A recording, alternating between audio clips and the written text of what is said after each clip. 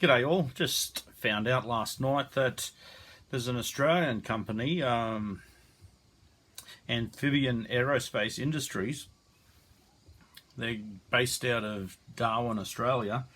They're going to start manufacturing in 2025, allegedly, from the Darwin airport, a new Albatross. I'll put a link in the description to their little 1 or 2 minute YouTube little clip, but it's basically the old Albatross amphibious plane from the late 1940s. Didn't see service in World War II, unlike the Catalina, but basically very similar principle.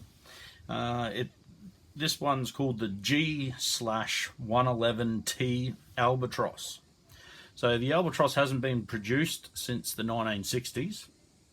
So they'll be brand new airframes. They're going to have new Pratt & Whitney turboprop engines. So they will be a PT6A-67F engine. I think I seen somewhere that they were 1700 horsepower each engine. Now the base model is claims that it has seating capacity of 28 plus 3 crew, plus luggage storage and 4.5 tons of cargo. So I do not know whether that's 4.5 tons of cargo plus the passengers and luggage, or whether that's just one or the other, 4.5 tons of cargo or the passengers and luggage.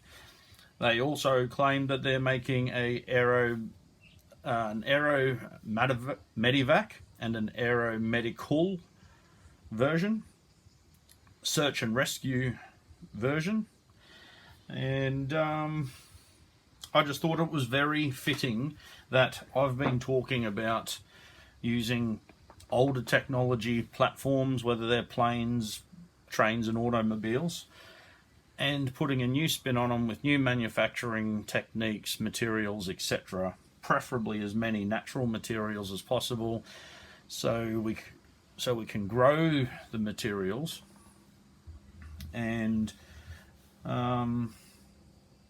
yeah, so I thought that was very fitting that is already happening. So to me, that's a great step in the right direction, and it goes to show that you can use what was really good 70, 80 years ago, 60, 70, 80 years ago, is still really good today.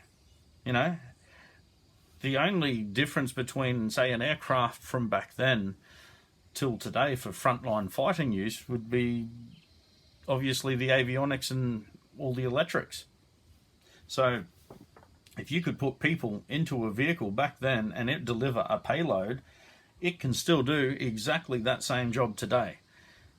And I believe it could be made better, lighter, more payload, etc., etc., cheaper fuel, better fuel efficiency, and things like that.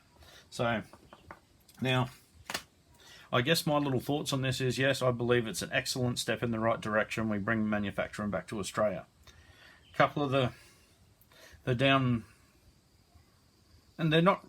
The first one's not really a con, but it is.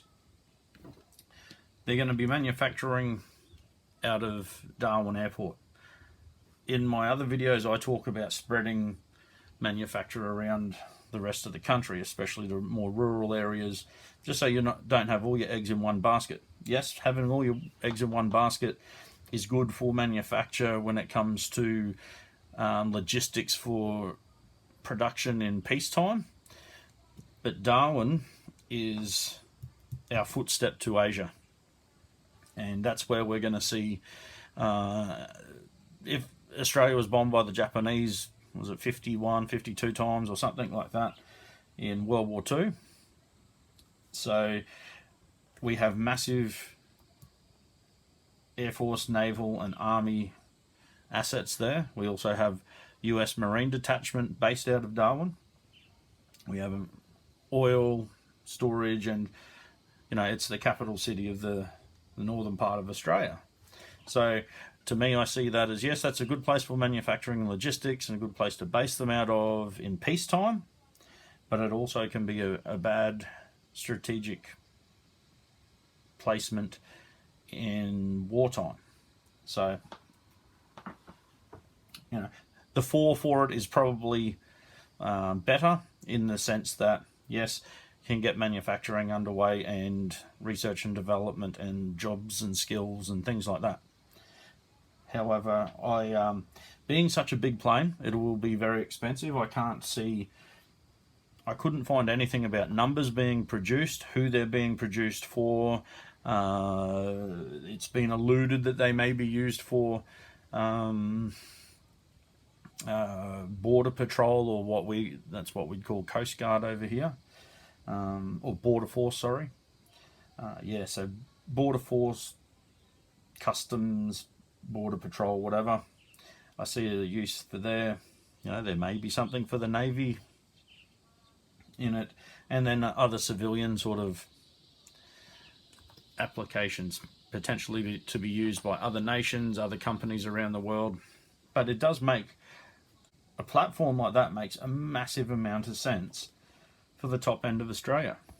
We have neighbouring countries next door. Indonesia is just a nation made of tiny little islands and archipelagos, and then all of our other little closest neighbours, they're all island nations. So it absolutely makes a heap of sense to run an aircraft like that in that area, which I touched on in some other videos as well.